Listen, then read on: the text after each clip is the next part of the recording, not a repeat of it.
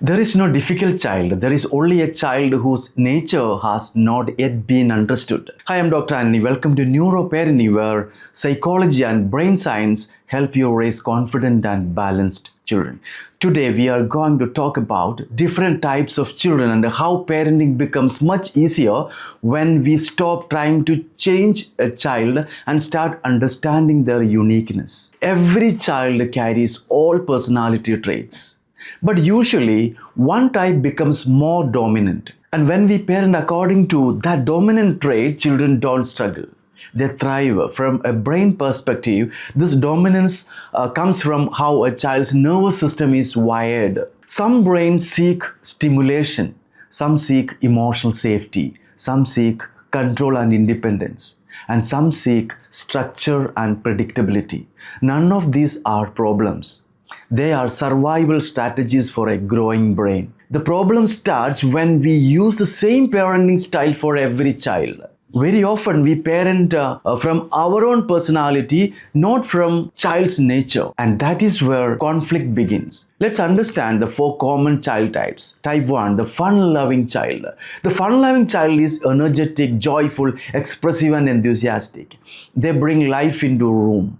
They laugh easily, they talk a lot, move a lot and love attention. Parents often misunderstand this, but their energy is not misbehavior. It is emotional expression. When this child is constantly told to sit still, stay quiet or stop being silly, they slowly start believing something is wrong with them. If over-controlled, later they may be rebel loudly. They may shut down their joy quietly. So how do we support a fun-loving child? Give them space for play and creativity. Use learning through games, stories, movement, and interactions. Set clear but flexible boundaries. Praise enthusiasm and effort, not just obedience. This child teaches us joy, spontaneity, and emotional responses.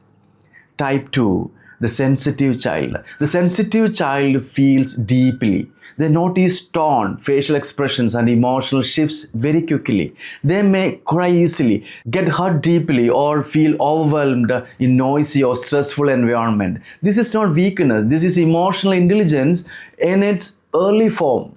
When sensitivity is dismissed with statements like "don't be dramatic" or "you are too sensitive," the child doesn't become strong. They learn to suppress emotions, not manage them.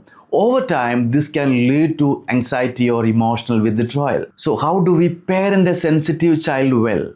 Offer reassurance and emotional validation. Avoid harsh criticism or shaming. Help them name emotions and learn coping skills. Create predictable routines and safe spaces. Sensitive children often grow into deeply empathetic, intuitive and caring adults. Type 3, the determined child. The determined child is strong-willed, focused and persistent. Once they decide something, they don't easily let go. Parents often rebel them with stubborn or difficult. But beneath that, resistance is leadership potential. This child is learning autonomy. When controlled too much, power struggles begin. The child may resist strongly or shut down emotionally. So, how do we guide them?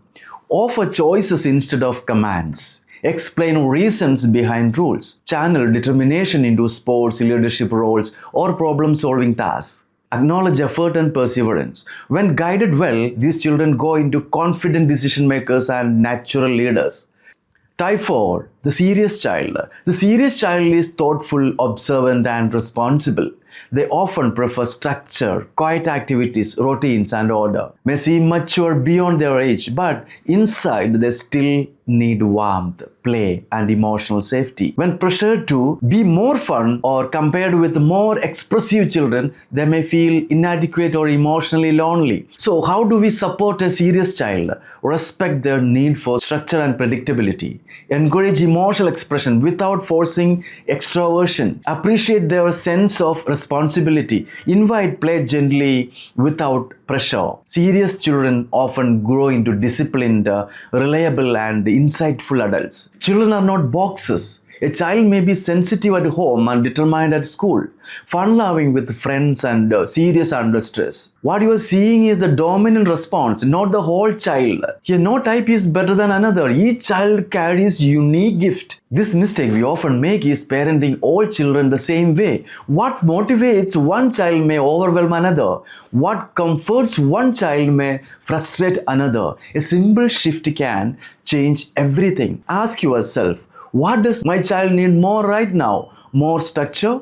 More reassurance, more choice, more play. When parenting meets a child's need, behavior improves naturally. It also helps to ask yourself this: which child type was I growing up? Was I allowed to be that child freely? Very often we struggle most with the traits in our children that were discouraged in us. Healing ourselves helps us parent better. The goal of parenting is not to mold children into our expectation. It is to help them become the best version of who they already are. When children feel understood, they don't need to fight for attention. They cooperate naturally. Parenting becomes peaceful when we shift from correction to connection. And remember, the more you honor your child's nature, the more confident they become.